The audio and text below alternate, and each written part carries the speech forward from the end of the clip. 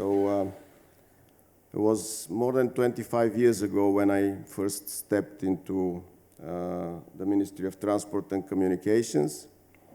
I was Secretary General of the Ministry at that time, and it was my first job in administration, my first experience in governance.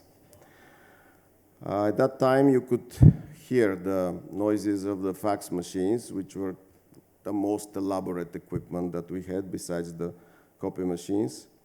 And the printing of page after page would at some point stop. In the middle, you would get obscure images, you would run out of ink, you would run out of paper, or the fax would refuse to restart properly. This was communication at that time. In some countries to the west, most of the countries, the situation was not difficult at that time, different at that time.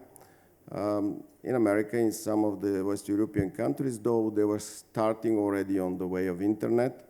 But here, the people at the Bulgarian Telecommunications Company, which was the huge and only one monopoly in communications at that time, they were looking at the internet as a toy for the youngsters. Some people would dial up on the analog lines and get in touch with each other for no reason. I mean, they just wanted to play or chat, but this was considered to be a very far periphery.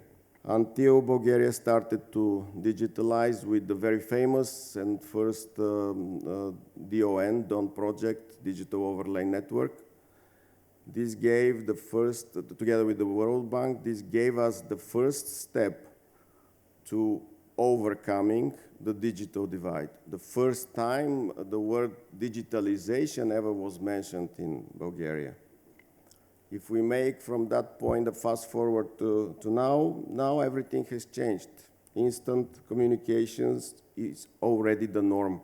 During COVID, we even did the unthinkable. The students, the children, they went into the virtual classrooms.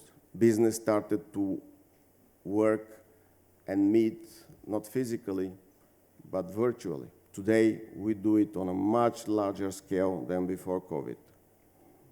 And my 10-year daughters get really upset if they don't get internet everywhere we go. For them, not having an internet is an impossible thought, something that we didn't even dream 25 years ago. And while technology has advanced, one thing remains the same. The digital divide still leaves many behind. While some of us transitioned into a digital world, others were left behind struggling without access to the very tools that power modern economies. And if we don't act, this gap will only widen, deepening inequalities in education, in business, in medicine, and in overall daily life. The investment in digital infrastructure is a top priority for our ministry.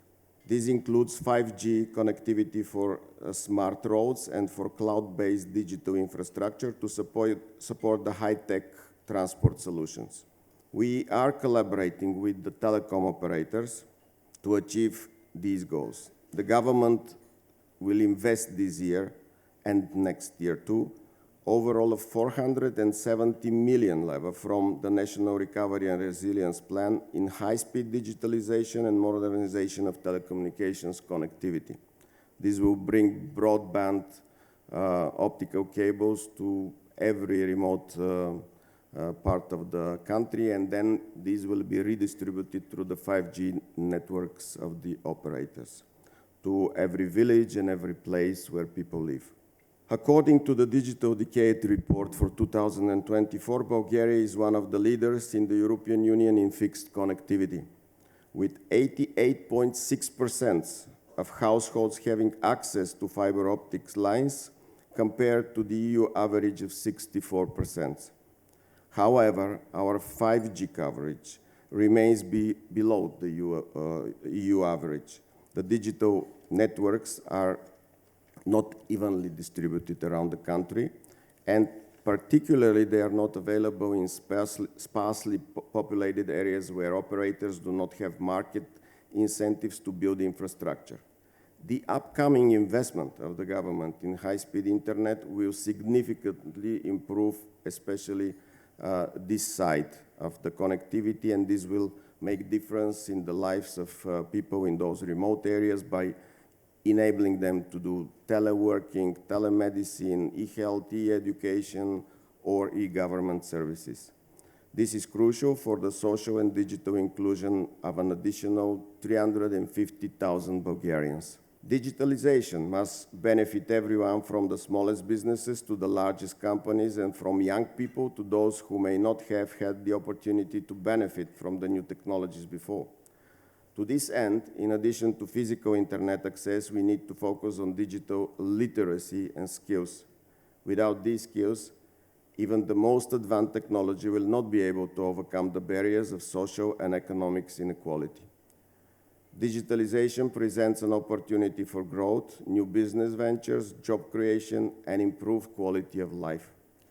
Talking about business opportunities, internet connectivity plays a crucial role in creating new working patterns and increasing the competitiveness of the local economy.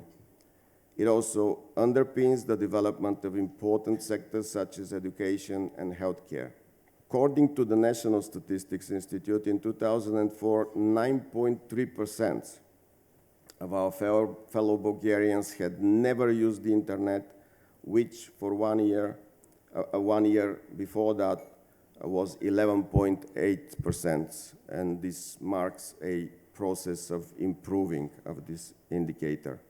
Moreover, telecom operators, with our support, have secured EU funding for continuous 5G coverage projects. These projects, they aim at providing automated mobility along the Orient-East Mediterranean corridor. This is the main road passing through Bulgaria that is recognized by the European Commission.